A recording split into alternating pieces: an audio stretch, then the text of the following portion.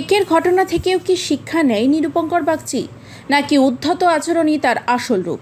Social মিডিয়ায় viral হওয়া একটি ভিডিও ঘিরে ফের শুরু হয়েছে বিতর্ক। এই সঙ্গীত শিল্পী ও তার স্ত্রী চৈতালি লাহিড়ীর আচরণ ঘিরে প্রশ্ন উঠছে। পোস্ট অফিসে একটি কাজে গিয়ে অন্যায় সুবিধা চাওয়ার অভিযোগ উঠেছে রূপঙ্কর ও তার স্ত্রীর বিরুদ্ধে। এই অন্যায় দাবি না মানায় পোস্ট অফিসের কর্মীদের অশ্রাব্য ভাষায় গালিগালাজের অভিযোগ উঠেছে রূপঙ্করের বিরুদ্ধে। একই সঙ্গে পোস্ট অফিসের বিভিন্ন কাজে যাওয়া ব্যক্তিদের অপমান করার অভিযোগও উঠেছে সঙ্গীত শিল্পীর বিরুদ্ধে। ফেসবুকে দেবারতী দেবী নামের একটি অ্যাকাউন্টে 9ই মার্চ রূপঙ্কর ও তার স্ত্রীর ভিডিও শেয়ার করে লেখা হয়েছে, পেশায় গায়ক রূপঙ্কর বাগচি মহাশয় আজ সস্ত্রীক আমাদের পোস্ট অফিসে আসেন আধারের কাজ করাতে। প্রথমে 12:30 নাগাদ জনৈক চৈতালি লাহিড়ী, পরে বোঝা গেল উনি রূপঙ্কর বাবুর স্ত্রী। এসে আধার নথিভুক্তকরণের জন্য থাকা কর্মীকে বলেন উনি রাজ্য সরকারের মহিলা সুরক্ষা দপ্তর থেকে এসেছেন, ওনাকে তক্ষুনি কাজটা করে দিতে হবে। প্রত্যুত্তর আধার কর্মী বলেন তিনি করে দেবেন, কিন্তু আগে যারা সেই সকাল থেকে লাইনে দাঁড়িয়ে আছেন তাদের করে তারপর।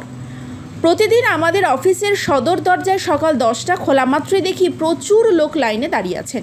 এই লাইনের জন্যই তারা স্বভাবতই 10টার আরও আগে থেকে এসে দাঁড়িয়ে থাকেন। এই অবস্থায় কোনো মতেই একজন শিল্পীকে সে সকাল থেকে লাইন দিয়ে দাঁড়িয়ে থাকা মানুষগুলিকে টপকিয়ে আগে সার্ভিস দেওয়া সম্ভব নয়, অন্তত নীতিগতভাবে তো নয়ই। এটা বুঝিয়ে বলার পরেও তিনি রীতিমতো পাওয়ারফুল শিল্পপত্নী সুলভ আচরণ করেন এবং নিজেই স্বঘোষিতভাবে বলেন যে উনি দুপুর 1:30টার পর ফের আসবেন। 1:30টার বদলে ওনাদের কাজ 1:35-এ শুরু হয়, আর ঠিক তখনই রূপঙ্কর বাবুর শৈল্পিক সত্তার আঘাত লাগে। ওনার স্ত্রী চৈতালি দেবীর বক্তব্য অনুযায়ী মুড়ি মুড়কি এক করলে চলবে না, বুঝতে হবে কাকে আগে করতে হবে। অর্থাৎ ওনারা দামি মুড়কি আর সকাল থেকে লাইনে দাঁড়িয়ে থাকা মানুষগুলো সস্তার মুড়ি।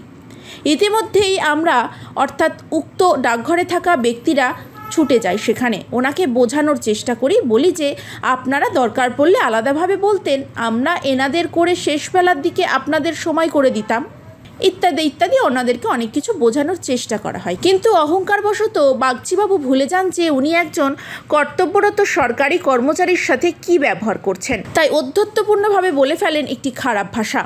তারপরেই আমরা সকল কর্মী এবং সেখানে উপস্থিত কিছু কাস্টমাররা সম্মিলিতভাবে জোর গলায় ওনার আনপার্লামেন্টারি শব্দবদ্ধের বিরুদ্ধে প্রতিবাদ করলে বাগচি পত্নীর স্বামীকে বগল দাবা করে পিছু হটাতে বাধ্য হন।